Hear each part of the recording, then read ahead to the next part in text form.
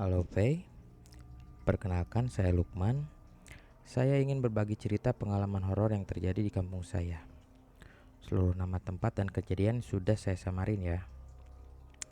Saya ceritain sedikit mengenai tempat di mana saya tinggal.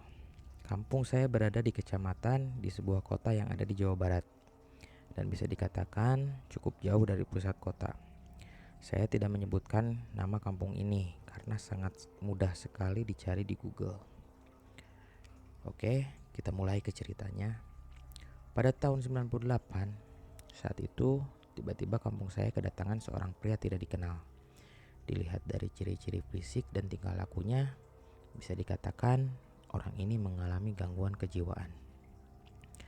Orang ini berjenis kelamin laki-laki, berusia sekitar 20 tahun.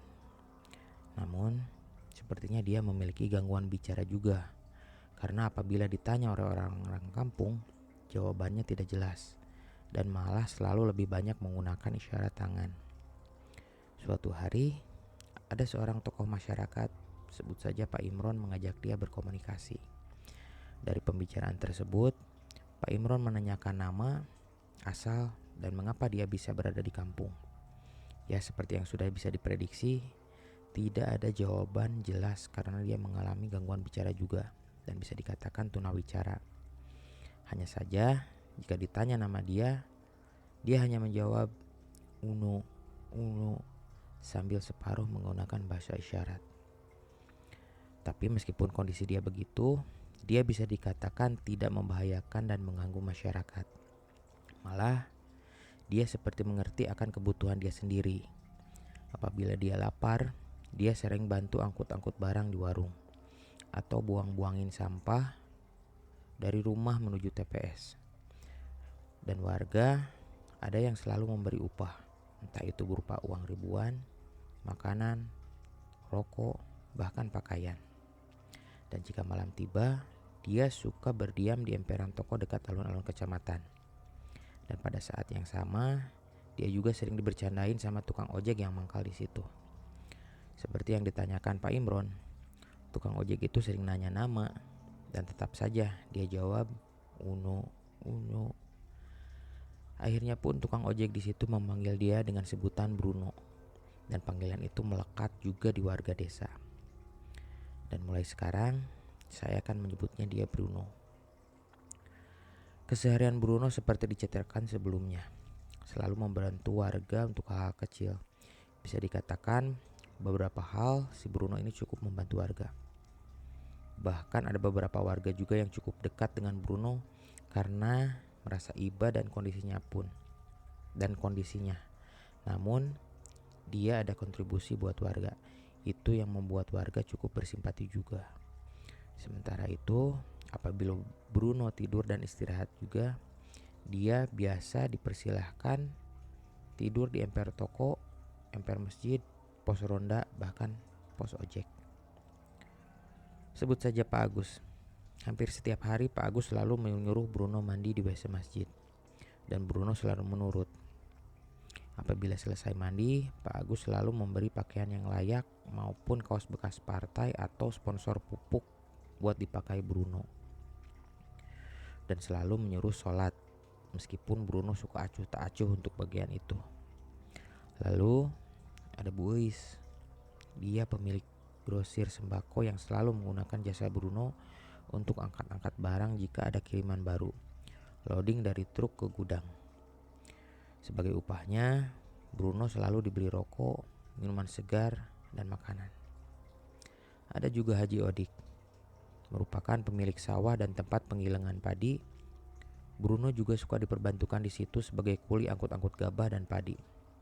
Pokoknya warga yang selalu dibantu oleh Bruno bisa dipastikan haknya juga dipenuhi, terutama kebutuhan pokoknya. Kira-kira begitu kehidupan Bruno bertahun-tahun di kampung saya. Namun, menginjak tahun 2002, Bruno menjadi aneh. Tingkah lakunya tidak bisa diprediksi. Dia yang awalnya tidak banyak bicara, kalem dan pendiam, mendadak warga sering bergumam sendiri. Kadang marah-marah sendiri di pojokan pagar warga. Bahkan, ketika Pak Agus menyuruh mandi, Bruno sudah tidak menurut. lebih banyak menghindar. Lalu Bu Uis ketika menyuruh Bruno loading barang, Bruno malah sobek-sobekin kardus mie instan hingga Bu Uis naik pitam dan mengusir dia. Makin hari kondisi Bruno sudah semakin parah. Dia makin sering jalan-jalan di kampung dengan kondisi marah-marah tidak jelas. Sudah jarang mandi, kotor dan bau. Lalu yang bikin masyarakat resah, Bruno sudah keliling kampung dengan tidak memakai celana. Ini yang membuat warga risih. Keseharian Bruno yang sudah meresahkan menemui puncaknya. Sebut saja Ibu Rahma. Ketika dia sedang tidur siang di kamarnya, Bu Rahma mendengar ada suara orang mengumam di kamarnya. Lalu ketika Bu Rahma membuka mata, tiba-tiba dia dikagetkan dengan sosok Bruno.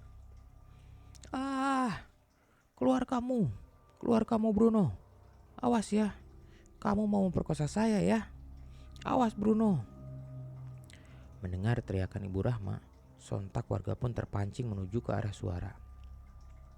Di rumah Ibu Rahma pun, anak laki-laki Ibu Rahma menggusur paksa Bruno keluar dari rumahnya. Warga yang geram, ada yang menampar, dan bahkan memukul Bruno.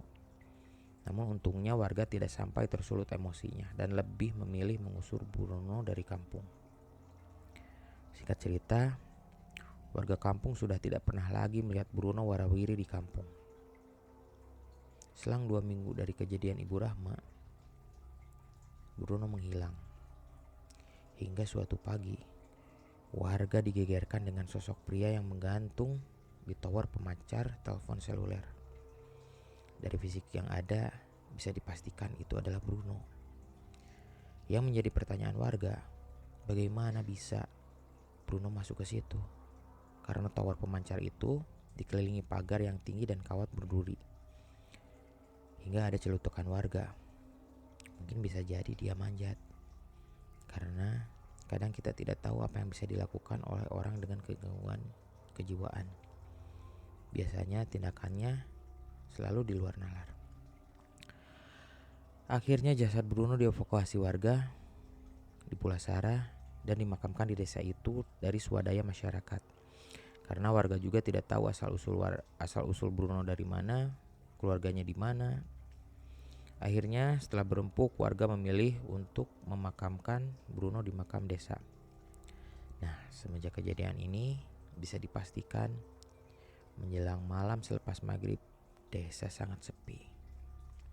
Bahkan penjual makanan malam dan tukang ojek yang selalu mangkal di alun-alun desa mendadak tidak ada, dan warung pada tutup. Karena dipicu oleh kejadian Bruno yang meninggal tidak wajar. Dan teror Bruno pun dimulai. Pada suatu hari,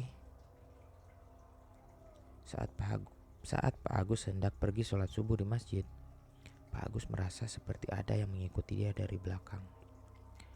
Pak Agus mencoba tetap tenang. Kemudian, karena penasaran, Pak Agus menengok ke arah belakang. Dan disitulah dia melihat sosok terbungkus kain kafan lusuh, berwajah gelap. Matanya seperti ada selaput putih dan di hidungnya tersumpal kapas. Dan bisa dipastikan dari wajahnya itu adalah hanya Bruno. Dan Bruno hanya mengangguk-angguk saja sama Pak Agus. Di situ Pak Agus kaget. Tapi Pak Agus mencoba tenang. Lalu dia mengirimkan doa untuk Bruno. Dan seketika Bruno pun lenyap dari hadapan Pak Agus. Lalu ada Bu Uis. Dia ditampakin Bruno ketika hendak menutup tokonya pada malam hari. Dan penampakan Bruno ini juga disaksikan oleh beberapa karyawan Bu Uis. Karena dirasa takut pulang, bahkan karyawan Bu Uis pun memilih bermalam di toko Bu Uis. Dan semenjak saat itu, tokonya hanya berjualan hingga pukul 17 sore hari. Kemudian, kejadian selanjutnya dialami oleh Haji Sodik. Ketika Haji Sodik pulang dari kota menggunakan mobilnya, tiba-tiba di atas mobilnya seperti kejatuhan sesuatu. Sontak Haji Sodik kaget, lalu memberhentikan mobil dan keluar. Namun alangkah kagetnya ketika dia melihat ke atas mobil. yang dimana di atas plafon mobil ada sosok Bruno sedang berdiri. Tanpa mikir panjang, Haji Odik langsung masuk ke mobil dan memacu mobilnya. Akhirnya, berita tentang kemunculan sosok Bruno membuat warga resah. Lalu warga akhirnya berinisiatif membuat pengajian untuk mendoakan Bruno. Singkat cerita, kemunculan pocong Bruno sudah tidak ada lagi di kampung saya. Tapi Pak Agus, Bu Is, dan Haji Sodik bercerita bahwa mereka malamnya bermimpi didatangi sosok Bruno. Dia berpenampilan cukup bersih, rapi, dan hanya senyum sambil mengucapkan terima kasih. Mendengar keterangan dari 3 tokoh masyarakat itu, bisa dipastikan Bruno hanya menampakkan diri kepada warga yang telah cukup baik kepadanya. Hanya yang masih menjadi tanda tanya bagi warga, kalau kemunculan Bruno hanya untuk mengucapkan terima kasih, mengapa dia harus menampakkan diri dalam wujud pocong?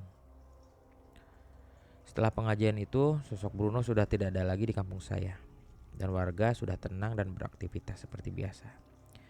Terima kasih, cerita saya sudah dibacakan. Maaf kalau tulisan saya berantakan dan ceritanya tidak seram. Semoga obor 13 semakin sukses. Amin. Oke. Wow. Cerita yang cukup epic ya, tentang teror makhluk yang satu ini. Saya dulu ketika tahun 2000 pernah mendengar di Radio Ardan di Bandung, saat itu acara Nightmare Site lagi on air tentang cerita-cerita horor di Bandung. Nah, pernah Radio Ardan itu merilis salah satu survei tentang makhluk yang paling ditakuti di Indonesia, dan peringkat pertamanya adalah pocong. Tak kenapa ya, pocong ini dari tampilannya aja udah ada ketakutan yang gitu. Saya sendiri nggak kebayang gitu. Amit-amit ya, jangan nggak deh.